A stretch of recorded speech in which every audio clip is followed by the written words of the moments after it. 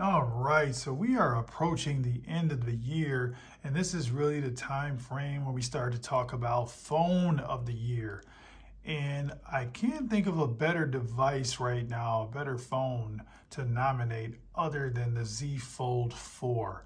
Now, I know when I first got the device months ago, I did mention that it probably wasn't worth upgrading from the Fold 3 to the Fold 4.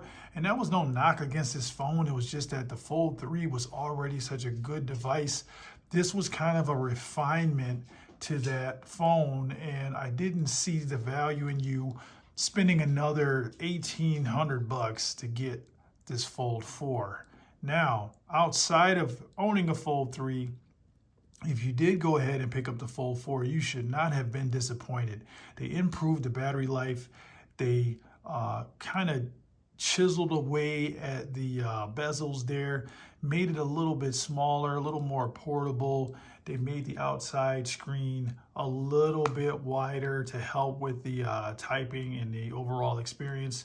They chipped away at the hinge and made that a little more flat, as well as the sides of the device, so it's more of a squared off device. I really like the newer body style over the Fold 3. They improved the battery life tremendously, so this is no longer a device you're going to complain about the battery life. If so, maybe you had a faulty device. But they made a lot of small improvements, and to me, they did just enough to really enhance the experience here and leave very little to complain about, which kind of leads me into what I want to see in the Fold 5. First things first, please, please, please make it so that the S Pen can fit inside a silo here somewhere in the device. I think that would really take things to the next level instead of worrying about some sort of bulky case to make sure you always have your S Pen with you. So if they can figure out a way to not make this device too much thicker and just be able to input a Bluetooth S Pen, because that's the big selling point there. I know the S Pen Pro has the Bluetooth capability, but most people that I know went ahead and got just a Fold Edition pen, and to me that kind of negates a lot of the great features. A lot of people liked the new camera that they added to this phone, and what better way to take advantage is if you had a Bluetooth S Pen to be able to snap the pictures so you can hold the device in a way that gives you the best angles. They did add the taskbar, which I think really comes in handy in different situations, and you guys can kind of use it to multitask. You can do clicking drags. So software wise, this is the best software for a foldable. I know I've reviewed a lot of the Chinese phones. Those are really nice form factors, great hardware, but they lack in the software, they lack in the support because they're not offered here in the States. So until we get more foldable competition, Samsung is really crushing it. And with them extending out, updates and promises for updates on the software and security patches for years to come, there really isn't much competition. Now, if we compare this to other phones that got released this year, like the new iPhone 14 that I got this young lady here, she loves her phone. I did not really care for the newer iPhone. They didn't do enough, in my opinion, for you to switch from a 13 Pro, which is what I use.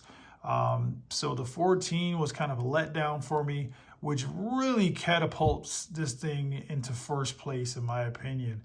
I know there is the Google Pixel 7 and 7 Pro with incredible cameras, but I feel like Google always has incredible cameras because of the software. So did they really do much more to close the gap on Samsung? And I'm gonna have to say, in my humble opinion, no, they did not. So by default, this is gonna be my phone of the year, the Z Fold 4.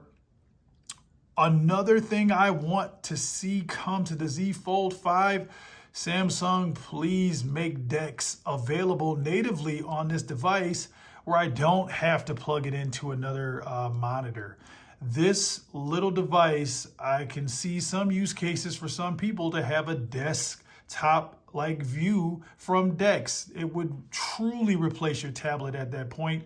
Maybe they can make the screen a little bit bigger, and then we won't have a need for like a Tab S8 or anything like that that lacks the OLED screen, which this thing has. 120 refresh rate, OLED panel, beautiful panel, nice and bright. Colors are vibrant. As you can see, I'm just keeping it right here on my wallpaper that I'm admiring with me and my little one.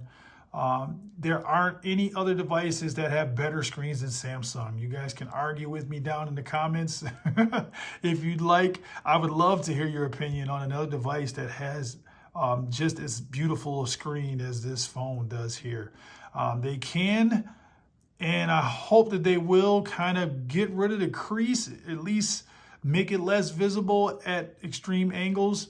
When it's dead on, you can barely see it, but obviously it's still there when you kind of tilt it off axis. So that is always going to be a pet peeve for many.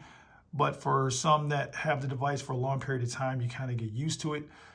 Should we have to get used to it at this stage? I would say no, especially when we're going to get into the iteration number 5 for this type of device.